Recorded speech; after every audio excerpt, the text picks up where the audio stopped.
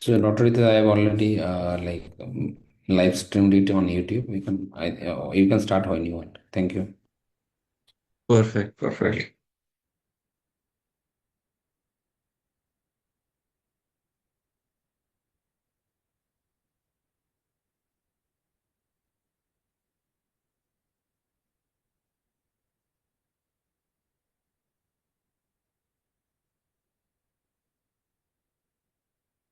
Yes, so all of you who have joined, can you please give a very small introduction so that I'll be able to call out, and because this is a case-based mock discussion, so there's no point just listening to it, so you have to participate.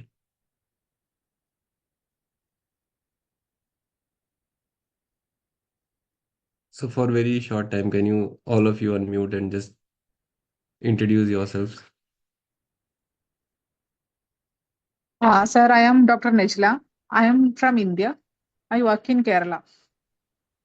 Okay, okay, perfect. Hello, sir. I'm Dr. Heba from Egypt.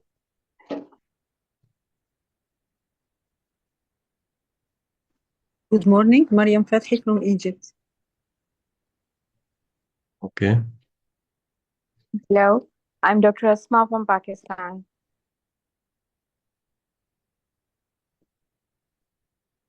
Hello, I'm Mariam from Karachi, Pakistan.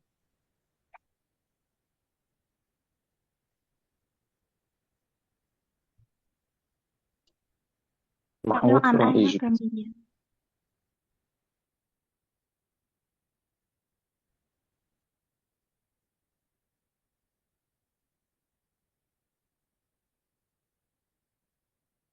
All right, so I think we have few volunteers, so let me start. So those of you who don't know me, uh, I am Dr. Ritesh, and I am an oculoplastic consultant, and I'm working in a medical college in North India, that is Ludhiana. And I did my FICO in 2019, the FRCS in 2022, and then I did my IC Ocular Oncology Fellowship in Kellogg Center, University of Michigan. And currently, I'm doing a clinical and research observership in oculoplastics in Milan. So all these international fellowships were possible because of my FRCS. And I did my FRCS just by chance because I had time when I joined my hospital. I was, not very busy with patients. So I could spare some time for the FRCS. And just by doing it, you make connections and you get to know people and, you get opportunities. So I want you to focus on what is your goal, what is your long-term plan, why are you doing FRCS? Like this will motivate you every day to do better. Now, oculoplasty is a very challenging subject. One, because you don't see many patients in the clinics. It's very different from intraocular surgery. It has different set of instruments, different set of skill set to do orbital surgery as compared to retina, cornea, or the cataract. And the decision making is slightly different from intraocular surgery. So it is very difficult for me to get over everything in oculoplasty. But the most important topic which I feel for the exam, whether it is OSCE or whether it is the clinical exam, is Ptosis. So you have to be very thorough with Ptosis. All the case scenarios you have to prepare in your mind beforehand. What patients you can get, what are the scenarios that you can encounter in the exam. So in the exam, it should be just on your tips, like what is the case and how I have to manage this case. And recently, what has happened is that FRCS exam has included lacrimal system in their clinical exam. Before 2022, I could not see any DCRs or any punctal stenosis or any epiphora cases in the exam, but recent case experience, the FRCS experience has told us that they are keeping lacrimal system in the exam. So you should know DCR through and through. It is now the most important topic because all the topics have become repetitive, but this is something new that they have, started keeping in the exam. And for the other things like eyelid neoplasms, proptosis, and anophthalmic socket, which are again very challenging and very confusing, there are videos which I have shared in the group. So you can go through them, and if you have any questions, then you can put on the group and we can, tackle those situations. So first we will start with Ptosis, and I would like any volunteer to, start with the first case. It's just a, mock exam, so just be very confident and very clear.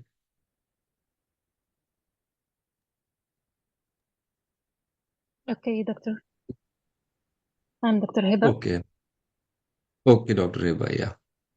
So now you have So this now 2-year-old child. Yeah, so this can be kept either in the OSCE or in the clinical exam, right? So they are unlikely to keep a 2-year-old child, but you may get, right? So we are going through each and every scenario one by one. Right? So this is a 2-year-old child, and just tell me what you see in this case, and then we will move on to the questions. okay, first of all, I can see this is a child with unilateral ptosis. Or I cannot judge it. It may be bilateral but asymmetrical. It is more severe in right eye, encroaching the visual axis. I look for any signs of scar, any proptosis. I'll examine I'll inspect the pupil if there is any anisocoria, and I'll ask for if there is any glasses. Okay. And if there is any, I'll notice if there is any abnormal head posture for this patient.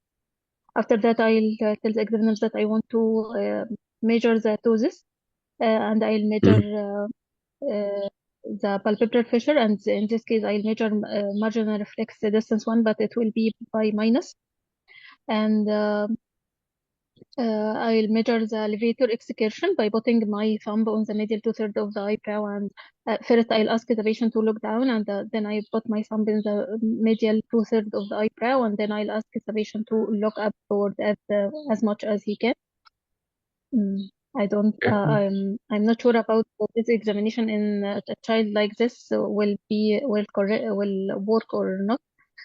Um, and after that, I wanted to do the pupil reaction. Uh, I wanted to do extraocular motility. Before that, I want to examine the patient for Marcus gun. I'll give the child any chewing gum or something like this, and ask him to chew it to look for Marcus gun. And Mhm. I'll inspect the pupil for Horner syndrome, and I'll exclude signs of blepharophimosis ericanthus inversus ptosis syndrome. And it doesn't appear in this child. Yeah. All Okay, right, and so let's just pause here for a minute. So you have covered last, most lastly, of the things in I'll ask for if I can do corneal sensation, and I'll elevate the left lid and look I'll elevate the right lid and look what will happen to the left lid. That's Okay, perfect. So you have, covered most of the things, and I would expect everybody to know how will you do the examination, what are the things that you need to see, like the MRD, the palpebral fissure height, how to check levator action, the Bell's phenomenon, the Marcus Ganjow wink. So this is a very critical part of your examination, and all of you must be very, very clear with how to proceed in this case, right? So this is a child, this is difficult, I know, but whatever you have said is correct. Now, you have told me about the examination. So, what are your concerns in this patient? Like, what are you worried about that the pupil is covered, and what will explain I'm to the worried patient? about amblyopia. Yes, I'm worried about sensory deprivation, amblyopia. So I'll do a refraction for this patient because most of these patients have meridional also amblyopia, refraction error. So I have to give the patient his corrected glasses and to treat amblyopia first. Correct. So, in this patient, our main concern is to prevent amblyopia. It is not a cosmetic surgery, but it is a functional surgery. So for this patient, when will you advise the surgery? Because this is a 2-year-old now.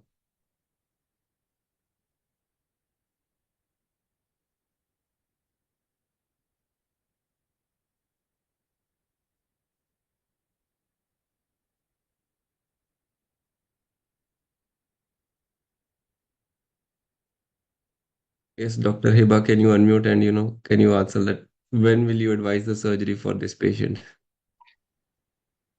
Um, for this patient, I'll advise the surgery as soon as possible to prevent amblyopia.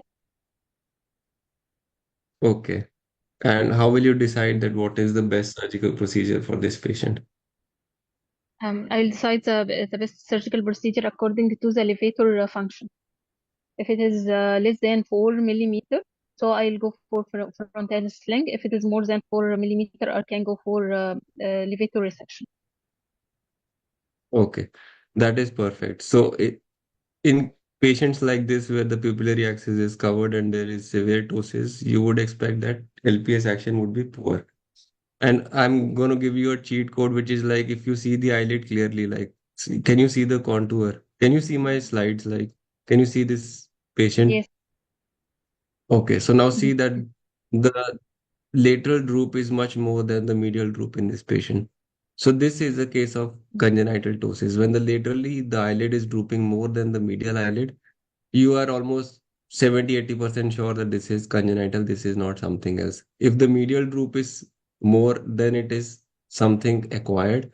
And if it is straight, then it is very threatening. Then I would look for other causes. Like it never happens that the eyelid is very straight. So the lateral droop, because LPS is very strong laterally. So if the lateral droop is more than the medial droop, it is almost always a case of congenital ptosis, even if you have an adult patient. So you were right. In this patient, we did a frontalis sling, and this is the result post-operative. So the main aim of this surgery is not cosmetic, but to clear the visual axis. And now if this patient did not have like there is no there is no amblyopia, but if the patient has abnormal head posture, even then you go ahead and do the surgery. So indications of operating a child less than 5-year-old is only if the patient has an abnormal head posture or if he has high astigmatism or amblyopia. Right? So this is the first scenario that you can get in the exam for ptosis. Okay, now I want So how someone else will to. one can I ask one question? Yeah, sure, sure. This one in this ptosis, like it is severe. Suppose 4 mm of ptosis is there. Mhm. In this, when we are doing the LPS resection, how we will decide like how much of LPS resection should be done in this case? Yes. So see now if LPS resection is only done when the LPS action is good. If the LPS Yeah. action is good, fair, or excellent, then I would not expect the pupillary axis of the patient to be covered. Okay. Right? So those patients who have a very good LPS action, their pupillary axis would be clear, and I would not go ahead and do the surgery in those cases. And I will wait till the patient is like 10 or 15 years old so that I can correct on the table. I can do under local anesthesia, under sedation, and then give a very good cosmetic outcome. For those cases, the main concern is cosmesis. But for this case, the main concern is not cosmesis, it is to prevent amblyopia.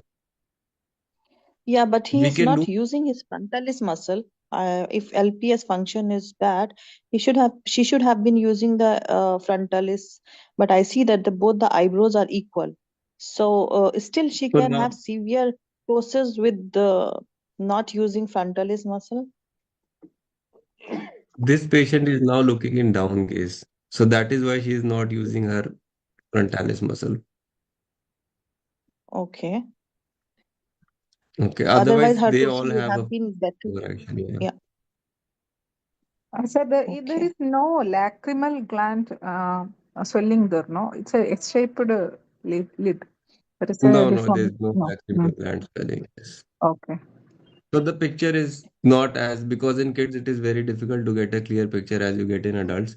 So I'm not really sure that this patient, yeah, it looks like this patient has some swelling here, but there is no case of lag. This is a congenital ptosis. So this is just to give you a case scenario, right? This is not to Okay. go into ifs and buts and deviate from the topic. Yeah. So a case of a child less than 5-year-old with ptosis, this is how you will proceed in the exam. Oh, okay. Okay. Okay, so I have different scenarios. Let's cover all of them, and if you have any questions, we can take them. Okay, so now I want someone else to volunteer for this case. Now we have a 14-year-old female with ptosis. Like these photos are clear, and here we can have a discussion like what you see and what are the possibilities. Okay, I will take this case. Oh, and can you just tell me your name? Yeah, I'm Dr. Arshi. Dr. Arshif. Perfect. Go ahead. So in this picture, I see the face of a female um, having right eye, drooping of the right eye. There is a little eyebrow elevation towards the right side of the right eyebrow, and I see one mark over. Maybe probably it is before the surgery. I can see there is some lid crease. Lid crease is seen. Yeah, and Yes, sir. the amount of ptosis looks like moderate to 3 because it is in the center of the pupil in the center of the pupil, and yeah, this is on Okay. inspection. Then I need to Okay. before proceeding for yeah. You want to ask me, or now I want to go for palpation and measurement of the ptosis.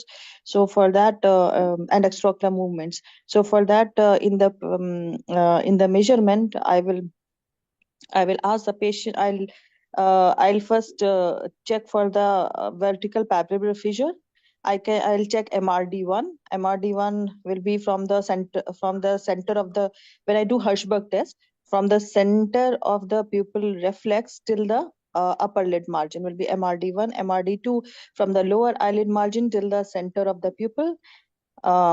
Yeah, and if a pupil is if the center of the pupil or the Hirschberg test is getting obliterated because of the lid, then I'll just lift up the lid and make it in minus where it is visible.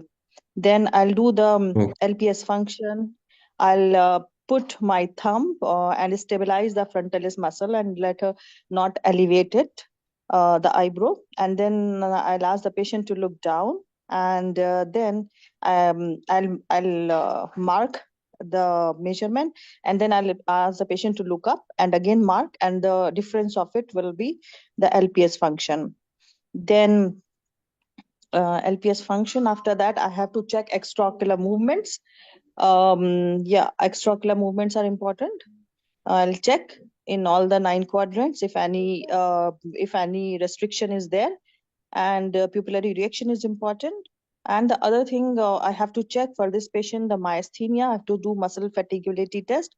I have to do I lift the right eye upper lid and check if the left eye lid is getting drooped because of Herring's law of innervation. If it happens, I have Right. to check that thing also. And other thing is when the patient is looking down, I can see in the third position that the lid is not as down as it is in the left eye. So this mostly happens in the congenital because of the contraction of fibrosis of the muscle. This probably happens because of that, but I'm not sure why it is here. Uh, this is and Marcus Ganjaw. I'll check for the Marcus Ganjaw if there's any improvement because of the disinnervation of the third nerve. Then pupillary erection and the fundus examination I'll do and finish my examination. Corneal Okay. So this sensations is is also important. perfect. Corneal sensation and Bell's phenomena I have to check because if you are planning for the surgery, we have to check that corneal sensations are good and the Bell's phenomena is there, so that exposure does not happen, and leg of thermos I'll do. Yeah. Okay, so that is good. You have covered all the things, but the only thing I want you to do is write all these steps. How will you examine? Like, how will you start? How will you first proceed with do the Hirschbergs, then do MRD, then whatever is your sequence, just write it down and practice 10 times, because this is the kind of patient you are getting in the exam. They are very fond Yeah. of keeping a congenital ptosis, and you will get a patient like this in your exam for sure, some of you. So, what do you Mhm. think is diagnosis in this case based on this examination? Based on this examination, although she's not a child, but if I see the right eye, there is, there's retraction of the lid of the right eye. So I think it can be congenital ptosis because of any fibrotic muscle. And though it is not very clear cut, because I can see there is a lid crease and it's not very clear whether it is a little high or what. This I cannot make it in the picture, but I think so. It could be congenital ptosis. Well, say it confidently, because this is congenital ptosis. So, improvement of ptosis in down gaze is always a sign of congenital. When she's looking down like this, LPS is not releasing down. So there is, improvement in ptosis. When she's looking up, see the LPS in the first picture here, the LPS action is poor, that she's not able to lift her eyelid. So from the primary position, when she's looking up in the first picture here, see, so there is Yeah. almost no elevation of the eyelid. Even we have not blocked the frontalis. Even then, she's not able to lift the eyelid. Yeah. Yeah. Yes. So again, same question. So what are your concerns in this patient now? So this is the first time you are Uh, seeing this patient. yeah. And it is moderate doses, and the thing is that the patient is already grown up, so I'm not concerned very much about amblyopia, but yes, I have to do visual acuity, refraction, and this is important. And my concern is, if I do like that, if I do the surgery, maybe the drooping of the other side, I have to explain to the whoever the family members and to her. And I have to check for the corneal sensations, and we have to check that there is no other cause which is causing any decreased corneal sensations. I have to explain that. Then overcorrection, undercorrection also can happen. I have to check her. Um, and I can advise the surgery. This is for the cosmetics reason right now. So Yes. yeah. So you're Yeah, doing very well. cosmetic. The only one thing that I want to tell you is you will only have 3 or 4 minutes for one patient. So my only question was, what are the concerns in this patient? I have sequential questions, right? So stay to the Yeah. point. Like, the only concern in Okay. this patient is cosmetic, because she has Yeah. grown up, she's going to the school or college. So her main Yeah. concern is cosmetics, right? So next Yes. question is, Yes. when will you advise surgery for this patient now? And how will you This decide patient. what is the best surgical procedure for this patient? So the surgery can be advised at any time now, whenever she wants it. It is on her. And I will advise best surgical procedure for this is, since it is moderate doses, and I will decide according to the LPS function. If it is good LPS function, So you can then, see here, or the even if it LPS is is not fair, acting, like the LPS action is poor. It is like 2 mm. 2 then I have to use his frontalis muscle. Then I have to go for the frontalis sling operation. Okay, so the If frontal it is is linked. So now what are the materials that you can use for this procedure? for frontalis sling, mostly we are using facial atta, proline or silicone. Proline sutures, mainly facial atta is good, uh, because it Okay, is so why having do less you allergy prefer facial reaction. atta as compared to other materials that you have? Sorry, what you say?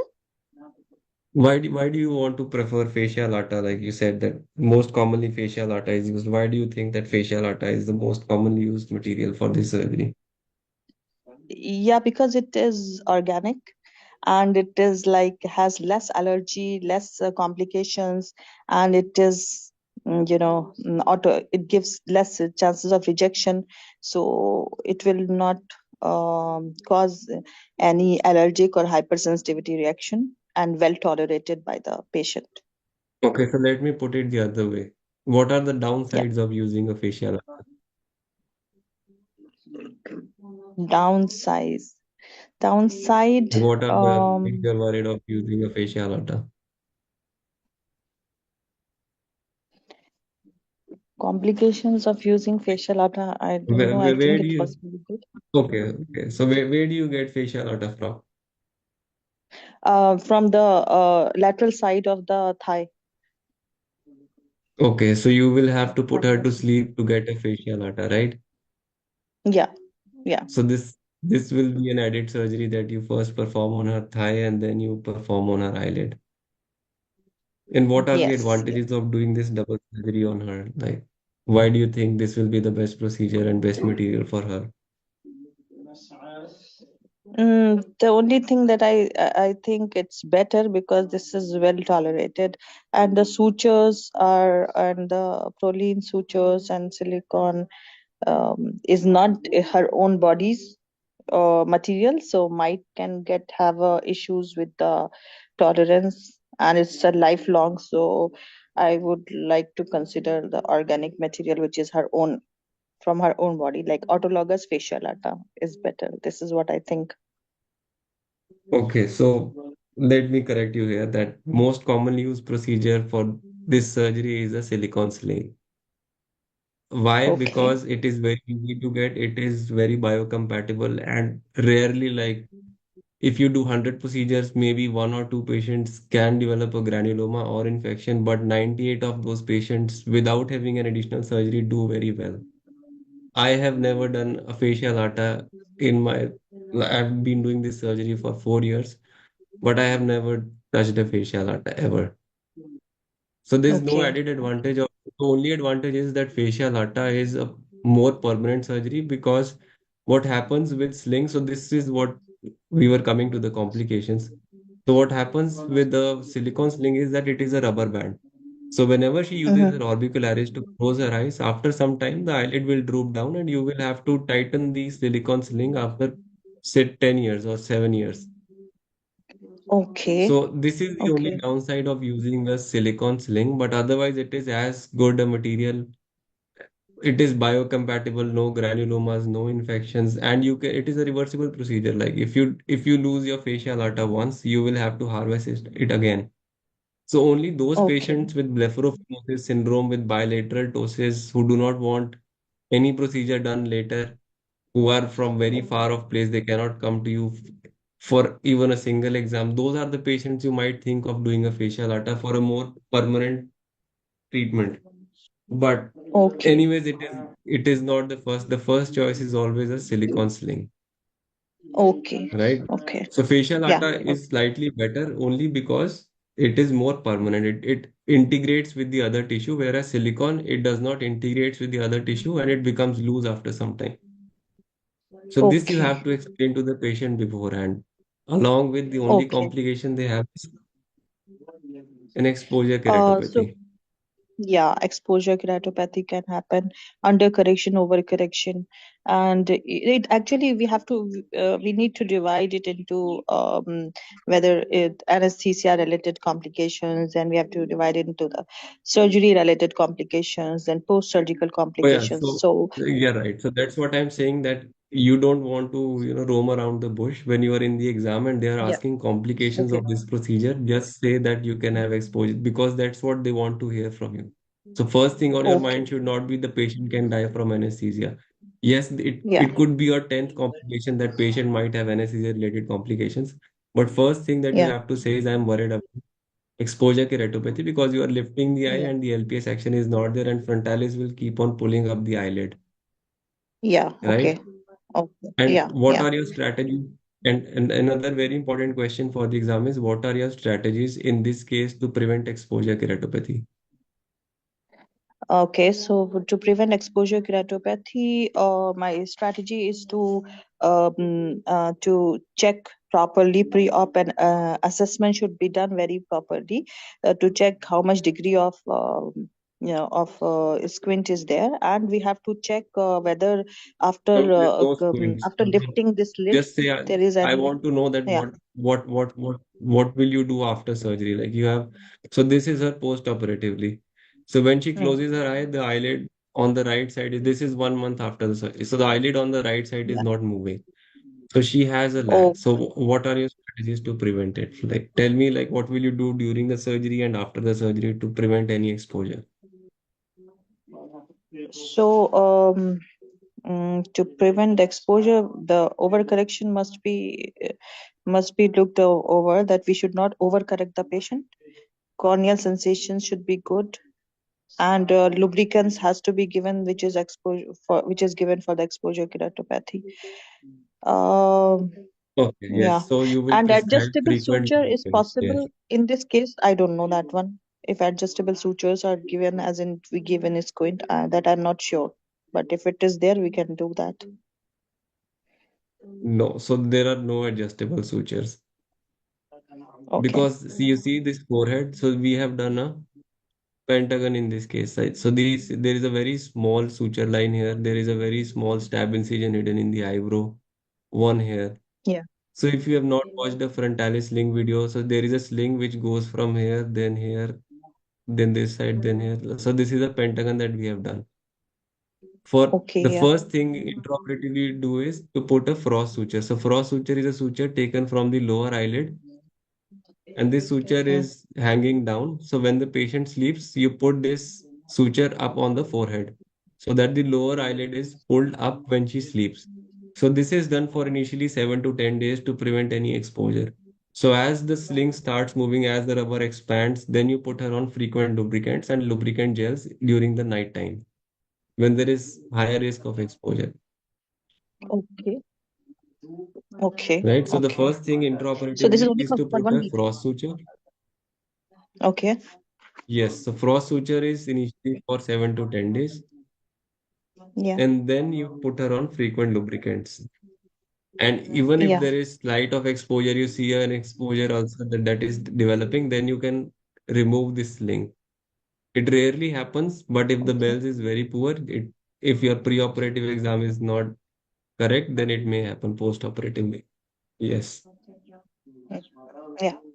So this is Okay. what your viva will be if you have a case of frontalis sling. These are very commonly asked questions. So you should be very clear that what are your complication, what are your concern, when are you doing surgery, how will you counsel the patients? Yeah. So this overexposure keratopathy, which is corrected by frost suture, is it because I mean, why it is during in the 1 week of the procedure? Is it because of So some edema or something? there is no edema. So what happens is when you put a sling is extremely tight initially, but because it has not been stretched. So if you stretch a rubber band for 1 week, it will get some action and the eyelid will start moving. But for initial 1 week, it is not moving at all. Oh, okay. Okay. Okay. Okay. So So that is done for develop only 1 week or elasticity. 10 days. Okay. Yeah. Okay. Okay. Okay. Fine. Thank you. Yeah. So if anyone has any Doctor, more doctor, questions I have a regarding question.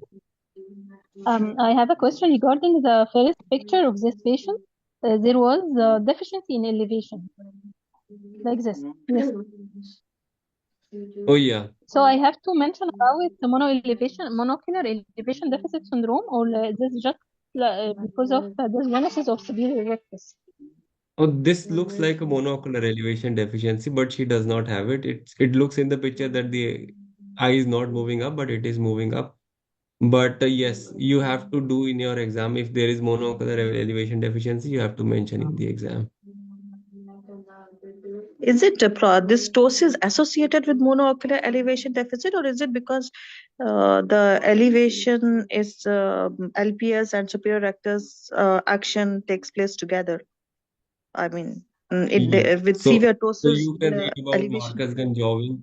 So ptosis has to Yeah. be classified into simple congenital ptosis and a complicated or a associated ptosis with Marcus Ganjovin or a monocular elevation deficiency. Okay. or a syndrome like a blepharophimosis. So all those things have a different treatment plan, and this simple congenital ptosis has a different treatment plan. So the case that you will get in your exam is most probably a simple congenital ptosis, but you can get in rare chances a case of monocular elevation deficiency. Okay. Sarah, I have a question, please. Sir, if it is associated with the ptosis also, so we will correct the squint first or the ptosis first? And this is a very good question. If there is strabismus along with, so first you have to correct the eye in the primary gaze. Do not touch the eyelid before touching the primary gaze. So you have to correct the patient in primary first, and then go ahead and treat the eyelid.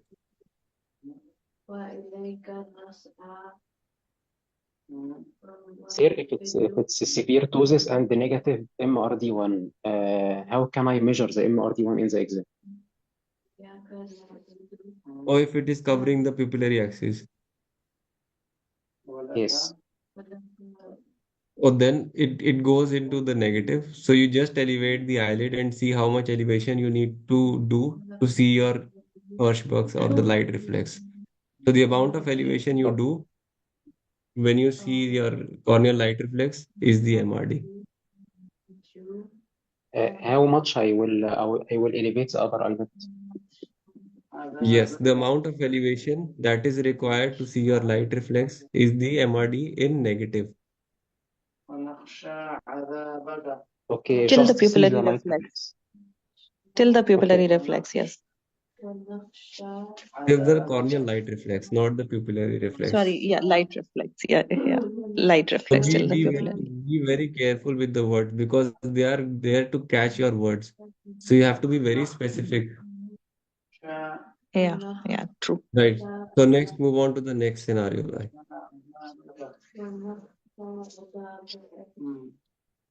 So can I have another volunteer for this case? Now we have a 21-year-old male Yes, with sir. this condition. Yes. So can you tell me your name, please? Mariam Fatih. Okay, Mariam, go ahead. So what do you Okay. see? I can see a picture of a young male who has ptosis in his right eye. I'd like to ensure that this is not a pseudotosis, as I can see some retraction of the other eye. Um, and So why do you say there is a retraction of the other eye? because the upper eyelid is above its normal level. It should cover 1 to 2 milli from the cornea. So this is it. This is the picture in primary gaze. So look at this picture. Okay. Okay, so left eye seems pretty normal, right? There's no lid retraction in the left eye. Okay. I can see the lid crease. There is no brow ptosis or blepharoptosis. The pupil looks normal. There is no abnormal head posture. I would like to check the pupillary light reflex. I'd like to check also proptosis. Then I'd like to measure the marginal reflex distance 1 and 2. Also the levator function, the pretersal show, and the skin crease lens. Also, I would check the corneal sensations, the lead ptosis of the other eye, and Bell's phenomenon. I'd like to check the cause Okay. of this ptosis. Mm-hmm. Perfect. Okay. Okay, so In this patient has had a unilateral droop since childhood. So that is the history. sorry. So this patient has this condition from childhood. Okay, but I can see some limitations in his right eye for abduction in the third picture. Yes, so this is a case of elevation deficiency. He's not able to lift his eye. So let's not focus on that. Let's just focus on the eyelid in this case. Okay.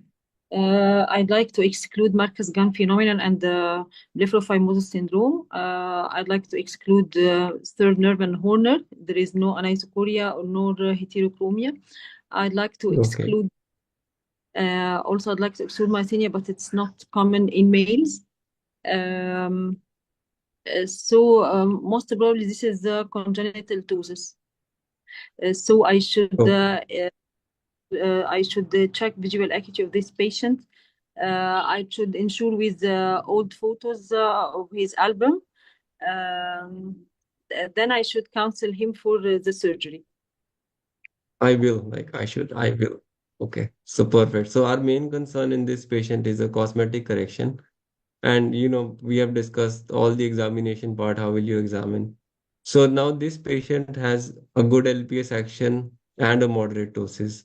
So what do you think will be the best surgical procedure for this patient? I think it will be levator resection. Perfect.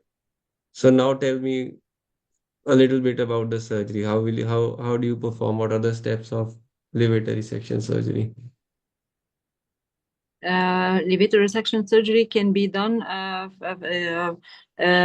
by cutting an incision in the skin crease, exposure of the skin and orbicularis, then till I reach the tarsus. I will Mm-hmm. follow the and dissect it, and I will hook it and measure the amount of resection I would like to do with a Okay, special so how much resection will you plan? Like how will you decide how much to resect? according to the degree of ptosis. Okay, there is schedules for this, international schedules, I think, but I think that 1 milli resection will correct about 2 to 3 millimeter. Okay, so there is a Burke's rule. You can all read about the how to grade. So this is not, I'm not covering this because this is part of theory. So how to grade doses, what are the amounts of doses, how to grade the levator action, and how much to resect. That's the Burke's rule. You can read it. It is not used, but some of the examiners are very fond of asking about the Burke's rule. How much will you resect? Okay. Okay. So now I will just show you a video just to make you a little more aware of the surgical steps. So, okay. So what are the complications that you would expect after the surgery? After surgery, first of all, I should counsel the patient about under or over correction, because this may happen. Complications about the lead contouring, about the exposure, about hematoma can happen. Also, orbital infection may happen. Okay, so very rare case that you can develop infection, but the most important complication of LPS, or it's a part of surgery that under corrections and over corrections are very, very common. And this is the most trickiest surgery that I have ever, learned. So let's see if I can play this video for you. Okay.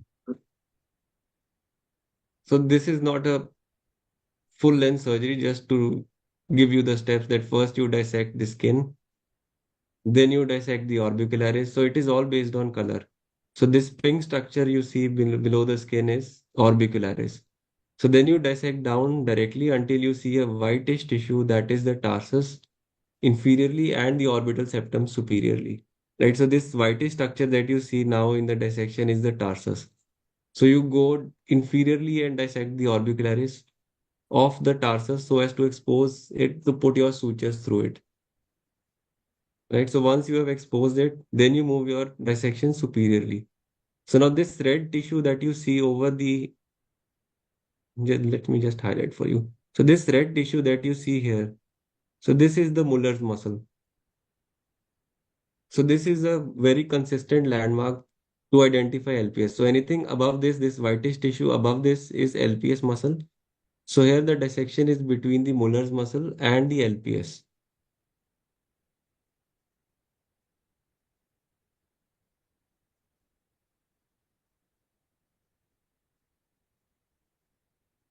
And what I want to show is that you suture this LPS muscle to the tarsus, and then for the contour, you put 3 sutures. And most of the times now, the eyelid height is checked by putting a slip knot. So the Burke's rule is not followed for all practical purposes. It is this slip knot that you pass your suture first, give it a bite through the tarsus, and then check your eyelid height intraoperatively, and then decide that whether you want to excise more or less. So that rule that 1 millimeter will correct this much of resection, that is only done when the patient is under general anesthesia. So when the patient is under local anesthesia, this is the very important step, that you have to check your height intraoperatively, right? And then the lid crease forming sutures, they might ask you to form a lid crease. The suture bites are taken through the belly of the LPS. Like when you are closing, you take your suture bite from the skin orbicularis and then through the belly of the LPS, and then again out through the skin. So this will form a lid crease. So you can take 3 or 4 of these sutures and then close the eyelid incision.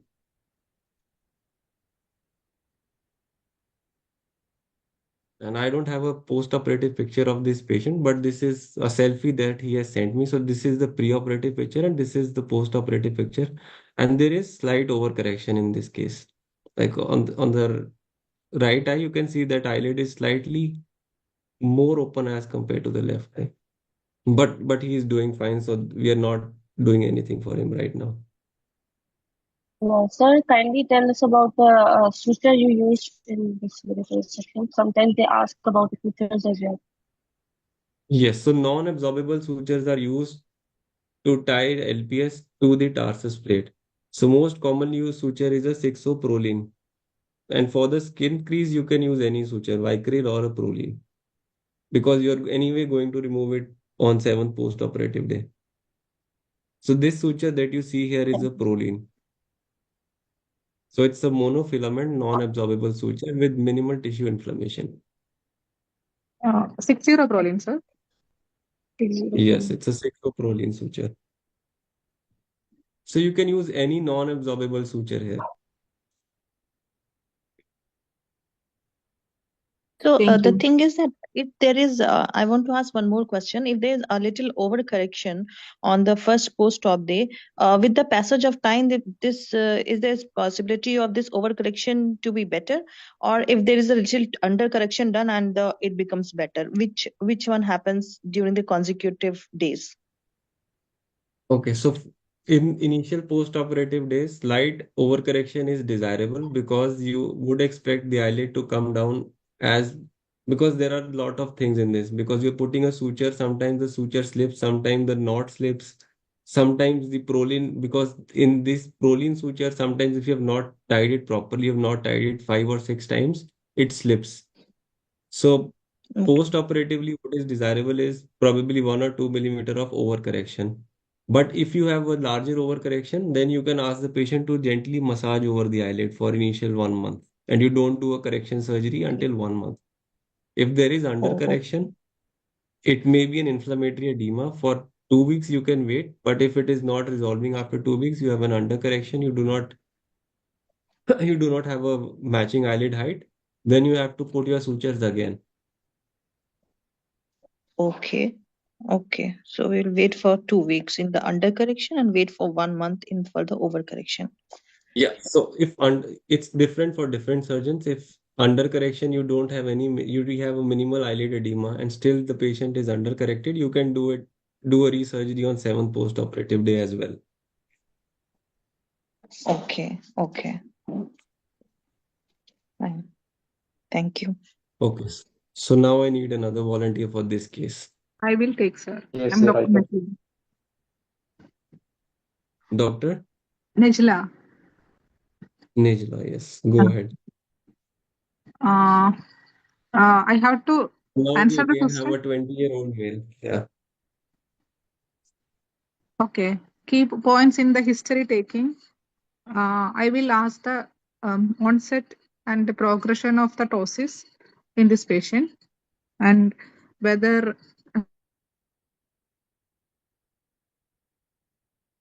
You have now see you when you go into the clinical exam. So this patient is family sitting history in of the front. ptosis and whether this patient has.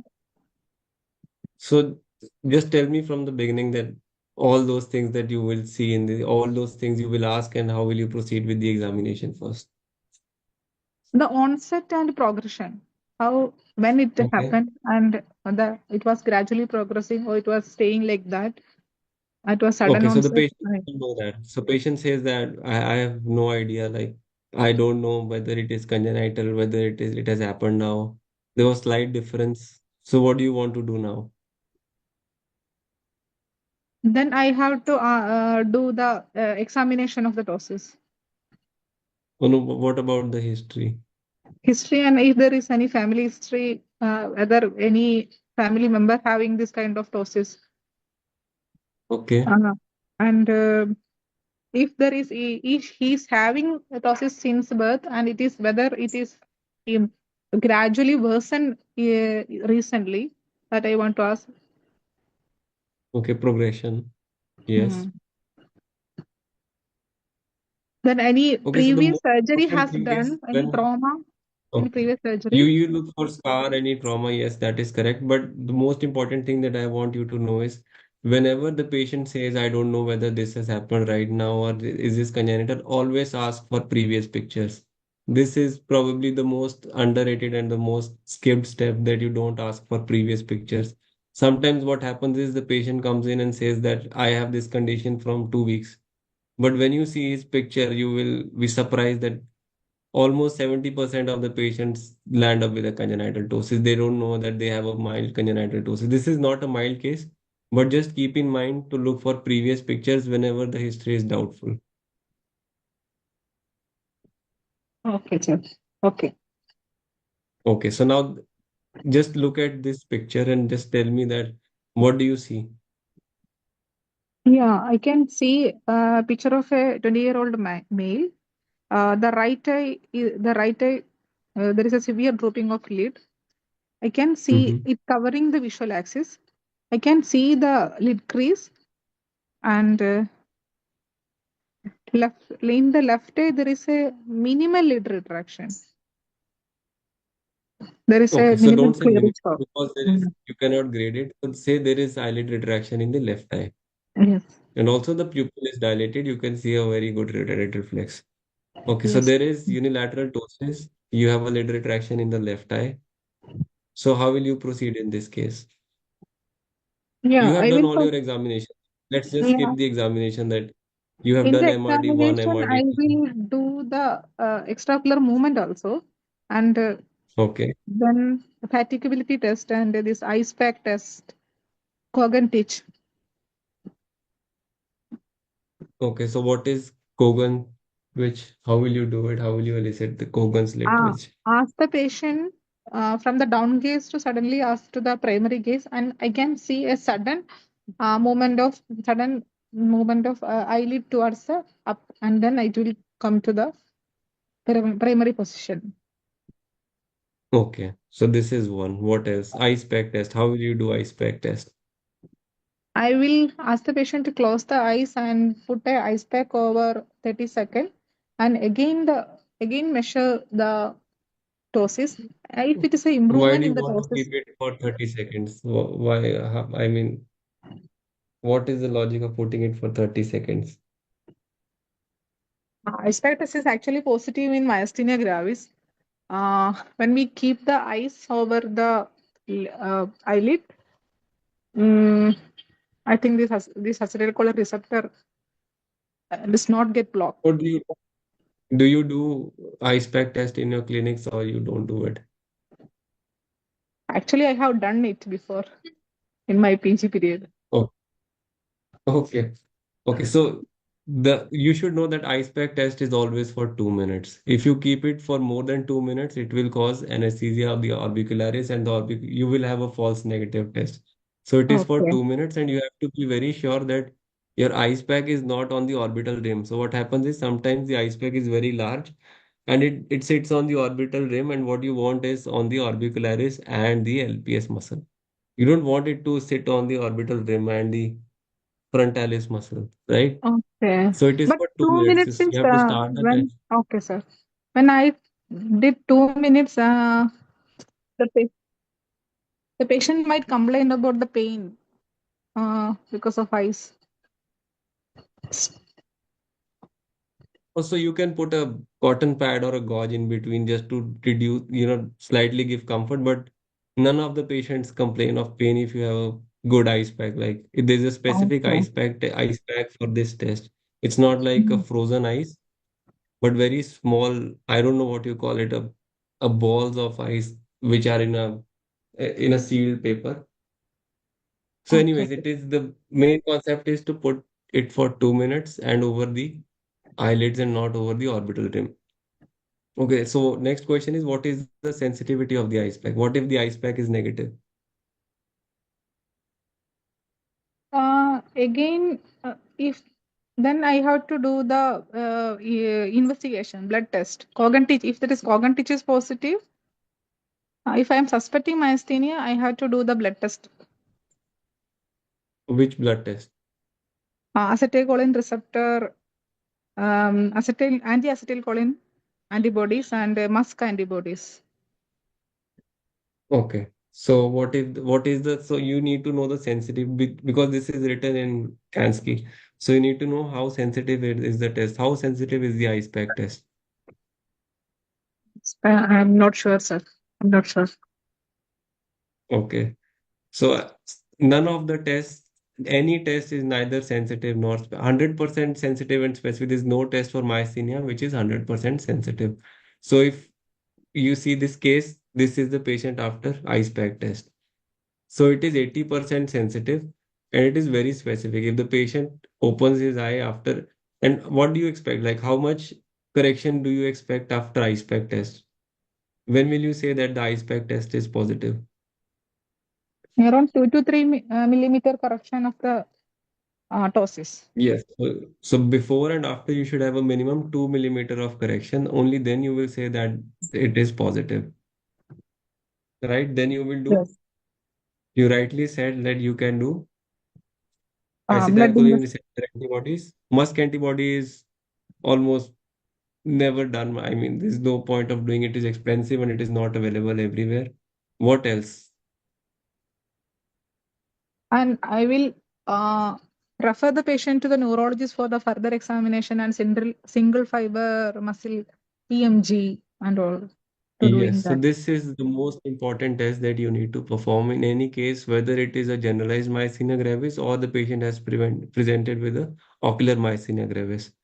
So EMG is very important because this gives you a definitive diagnosis and it is very sensitive and very specific test. What about the tensilon test? Penicillin test is not done usually because of the uh, adverse reaction. Correct. So can you do something else?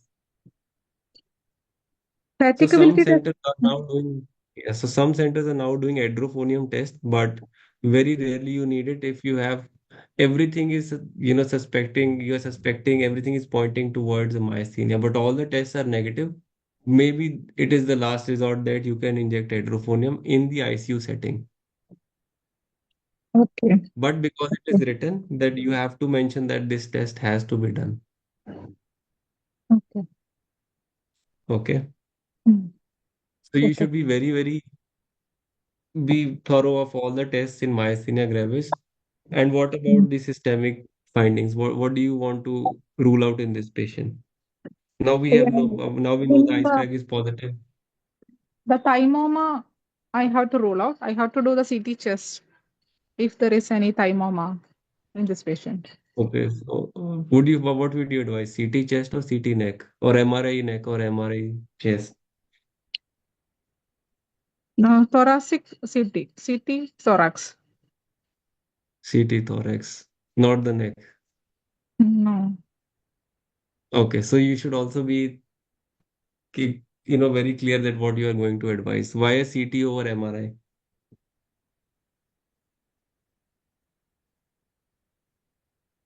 And how many patients of myasthenia have a thymoma?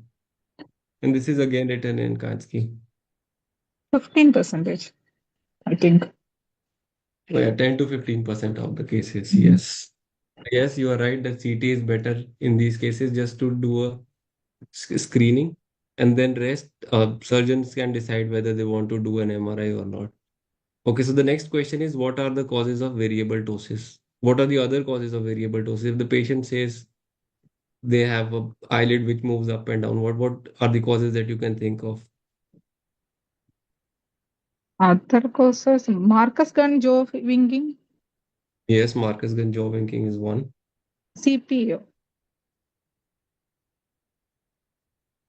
contra. CPO will not have a variable ptosis. It will be progressive ptosis, but not a variable.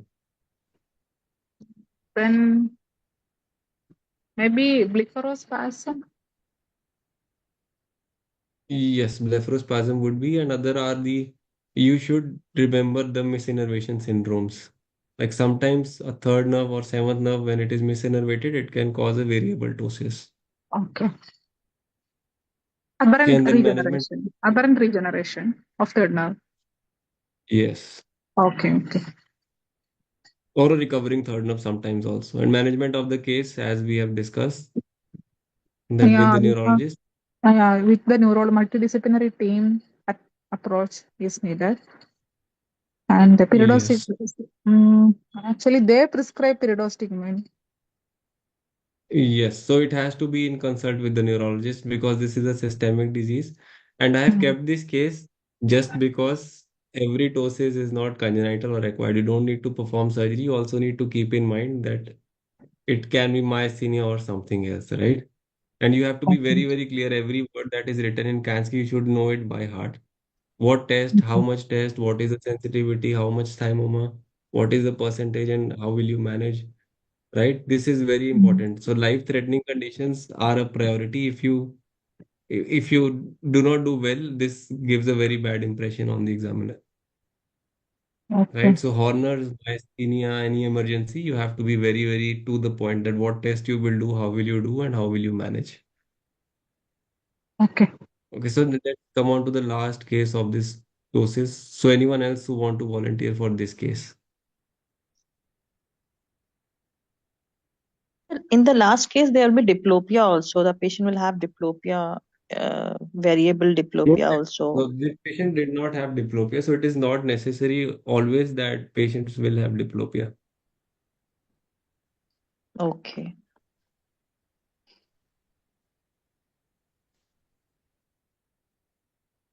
All right. So anyone for this case? Sir, I'll do so. Okay. Oh.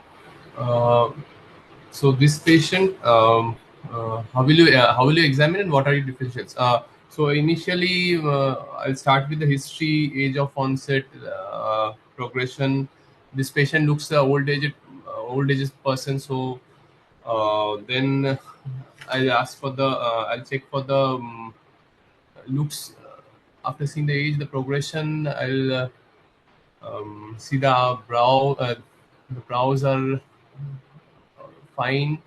The lid crease can be seen. There is a high lid crease, and the eyelids are just above, just covering the light corneal light reflex. So it's a moderate to severe ptosis in a old age person. So most likely looks like a case of aponeurotic ptosis, but I will do the measurements before that, like a degree of ptosis, the levator function, and corneal protective mechanisms also, like Bell's phenomena, lag ophthalmos.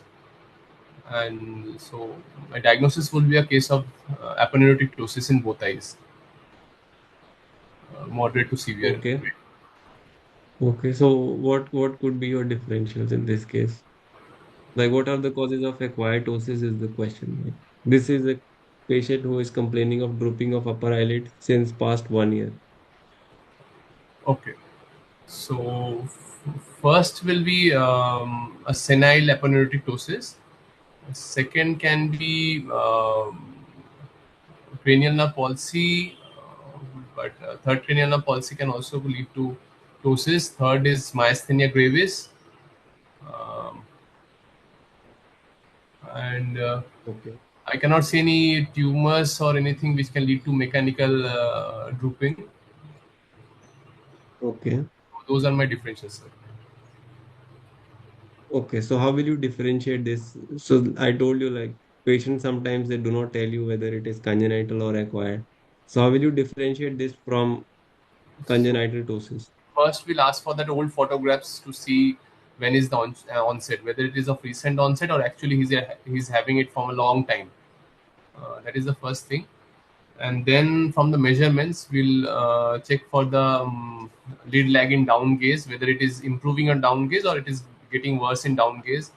And then we'll see the lid crease height is quite high, and then the levator excursion, which will be better in I mean levator function will be good in case of aponeurotic ptosis. But whereas in case of if it is a congenital ptosis lasting since a long time, the levator function will be poor, mostly poor, and then there will be lead lag on down gaze. Okay. So now how will you manage this case? Like this patient has a fair LPS action and a moderate ptosis. And what you missed here is that he has also the retraction of the lower eyelid. See, the normal position of the eyelid is just touching the limbus, whereas in this patient, the lower eyelid is sagging down. So we'll say along with it as an ectropion. Oh no, Is there there is no ectropion. okay? So this is because of his eyelid bag. So he has a very prominent fat pads which is pulling the eyelid down. So let's not talk about it first. Let's talk about the ptosis. So how will you manage this case now? So I will once if we have diagnosed this as a acquired ptosis with a good levator, moderate levator function, then we'll give the patient option of whether he wants to improve because of his age, whether he wants to improve the ptosis for cosmetic purpose or he does not want. If he wants to improve the ptosis, then we can go for surgery in both the eyes, levator resection. And if he does not want because he's staying with this for a long time, then we can go for conservative management. So is there a test? Is there a test that you can do to determine whether this is bothering him or whether this needs to be corrected, or we can observe it also? um, I don't know, sir. Maybe visual field Okay, test. Fields, yeah, correct. fields So can you Visual can field test. perform a visual field test, and if you see that superior hemifield is getting blocked because of this, you need to perform a surgery. Then it becomes a functional surgery. right. But if the visual field is clear, then it becomes a cosmetic surgery. Okay, okay, Okay, yeah. so now how will you manage this case? Like you have posted this patient for surgery. What are the procedures and what will you make sure before operating this patient? um, if we plan for levator resection in this case, Now, what do you think is the best procedure? Whether it's a levator resection? we can go for a levator advancement also, sir, because it's a senile Okay, so ptosis. what is the difference between levator advancement and levator resection? So now I, this is very tricky. I think in advancement we just disinsert the aponeurosis from its position inferiorly to superiorly, and in case of resection we resect it and then suture it to the tarsal plate. Like we are not resecting the muscle here, we are just advancing the changing the position of the aponeurosis from inferior to superior tarsal plate, something like that. Okay, so what is the pathology here? Why has this patient had an involutional ptosis? What is the cause of involutional ptosis? The degeneration of the aponeurosis, senile So degeneration of it's the. not degeneration, it is slipping. So sometimes it is the dehiscence. Dehiscence is when it splits or it becomes thin. The other thing is it slips from its normal, the aponeurosis, it slips. That is why you have a high lid crease. The lid crease is formed by the LPS, which is attached to the skin. So when it slips from its normal position, that's when you will have a high lid crease, as in this patient. So this patient has a very prominent pretarsal show. So you can almost see complete tarsus, and there is a very prominent eyelid fold on the tarsus, which is covering the eyelid crease. Right. So whenever there is a slip, then you do a LPS reattachment. So the procedure here would be LPS reattachment. So you just have to expose the muscle and then attach it to the superior border of the tarsus plate, and that will correct the ptosis. So there is no resection in this case. And what are the precautions that you are going to take in this case? Because this is now not a child, so you also have to consider a systemic condition, right? Okay. First is, sir, So we'll what check. what First, we'll check for any to rule out. We'll check for Bell's phenomena and lack of thalamus to rule out. For the exposure, to rule out exposure keratopathy. And from the systemic part, we have to check for, because he's undergoing a surgery, any systemic under local anesthesia or general anesthesia. We have to check for any major systemic concerns, like with a cardiac patient or a whether there are any major systemic concerns for this patient, like ischemic heart disease or a previous, which can be a risk to the anesthetic drug we are using. correct? And what else? What about the blood thinners? Oh yeah, yeah, and blood. Yeah, if he's using any blood thinners, that can also, we have to stop that before 5 days, so that to prevent the risk of bleeding during surgery. Okay, so now I think all of you might be doing cataract surgeries, and it is one of the topic that might be asked in the exam. So you should be very clear what are the newer drugs that are being used, and whether we need to stop them or not, and what is the rationale behind stopping them, and when do you stop them. It is very, very important from this exam point of view. Everybody likes to ask about blood thinners, right? Okay. And Yeah. for specifically for oculoplasty procedure, pacemakers are very important, because when we are using an electrocautery, we are putting a plate over the patient and the electric currents are flowing. So the pacemaker settings have to be aligned with the settings of the electrocautery machine to use electrocautery. So this is very important. You should not miss this in any patient undergoing any oculoplasty procedure, because whenever the patient is bleeding, you have to cauterize. Whenever you are using a cautery on the skin, you have to be careful that this patient might have a pacemaker. So in Right? So case of, any elderly patient who is undergoing any oculoplasty procedure must have had a systemic evaluation beforehand. right. So in case of, sir, pacemakers, should we do the surgery, or we should, or like we should should Yes. not, if the patient is So you having a, have to have a cardiac consult, and if you are planning to use a electrosurgical cautery, then you have to inform the cardiologist, and they will change the setting of the pacemaker so as you can use your cautery. You cannot use it when the pacemaker is still in its. I mean, there are some settings which I don't know, but okay, cardiologists have to be informed about it. So be right, careful, right? okay, okay. Sir, these anticoagulants, the drugs, we should memorize that how much many days we should stop and which medications we should stop, because in routine in our practice we just consult with the cardiologist whether we should stop or not. So should we memorize it, or just I can we think there say are in exam only, that I will need a cardiac consultant? well, for this, I think if you are on a cataract surgery and if they are asking that the patient is taking warfarin and what will you do? And if you say that I will send to a cardiologist before cataract, then it does not look good on your part. So ideally, there are only 5 or 6 drugs, and the newer anticoagulants, I don't think they need to be stopped in cataract surgeries. So you should memorize this, and maybe you can say that I will consult with the cardiologist, but I will stop this or not stop this. It's not like you have to memorize 20 drugs, it's just 5 or 6 drugs. Yes, But thank you. overall, I think it's said to stop 2 weeks before, to be on the safe side. Yes, so older anticoagulants probably 7 days before, but the newer anticoagulants you can even stop 48 hours before. Okay. So Sir, this is the please. patient LPS reattachment surgery. So in this we have done LPS reattachment. The surgery remains the same, the sutures remain the same. It is just the LPS is reattached onto the tarsal plate, the superior border of tarsus. So just to revise everything that we have done so far is, if you have a congenital ptosis, a child less than 5 years, You can observe if the pupillary axis is clear, there is no astigmatism, there is no abnormal head posture. If there is congenital ptosis and there is any of those things, you need to do a sling surgery. If you have congenital ptosis more than 5 years and the poor LPS action, you need to do a sling surgery. Congenital ptosis more than 5 years, LPS action is good, fair, or excellent. Do an LPS resection. In acquired ptosis, always rule out myasthenia and other neurological causes. And if it is an aponeurotic ptosis, you do LPS reattachment.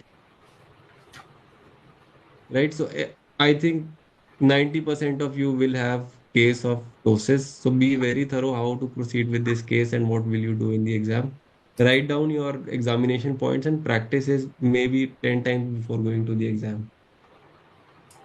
So this aponeurotic repair is the same, which is LPS advancement, because they say aponeurotic repair with LPS advancement. So LPS advancement is when we disinsert and reinsert at the superior border of the tarsal plate, So, right?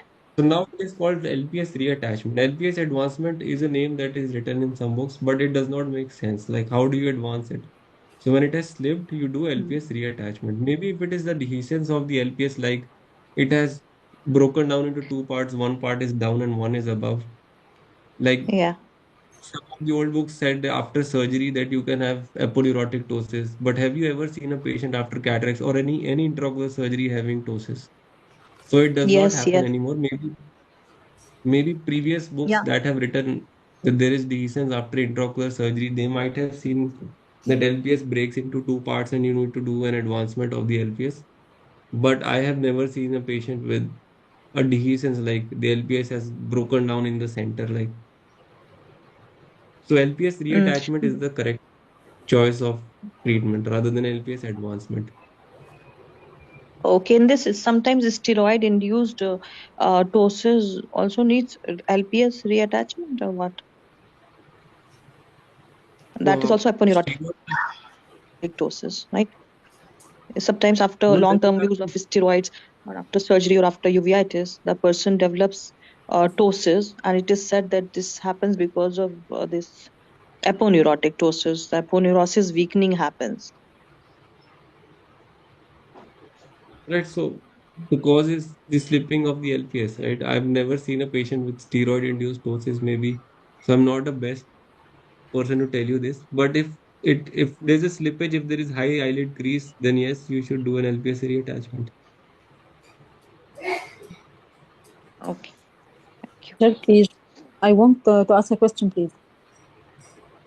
Yeah, go ahead. The last case of involutional ptosis, how can I comment on the lower lid? Is it lower lid sagging? Is it drooping? How can I tell? Because a lot of old patients have this signs. Yes. So this is the lower eyelid retraction. So if you see this first picture, there is a lot of fat pad which is pulling the eyelid down. So if you see these are the fat pads, and there is a laxity of the medial and lateral canthal tendon because of the age. So that is why this eyelid is sagging down. There is no ectropion, but the eyelid is sagging down. So in this case also, after this surgery, he has had done a lower eyelid blepharoplasty, wherein we also tightened his lateral canthal tendon. So we are not discussing that in this, but yes, this is not the normal position of the lower eyelid. Okay, thank you.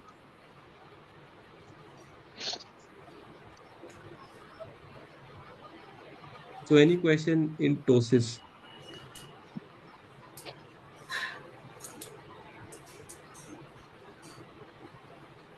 So guys, I had a few cases of lacrimal system I wanted to discuss with you.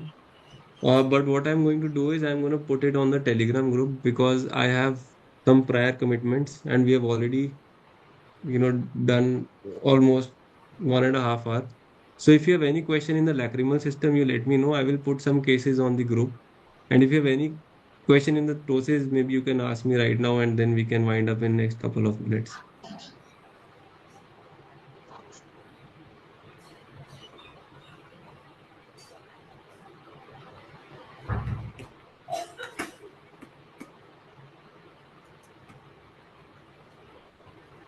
Dr. Kaushik, are you still here or? Yes, I'm there, Dr. Rajtesh.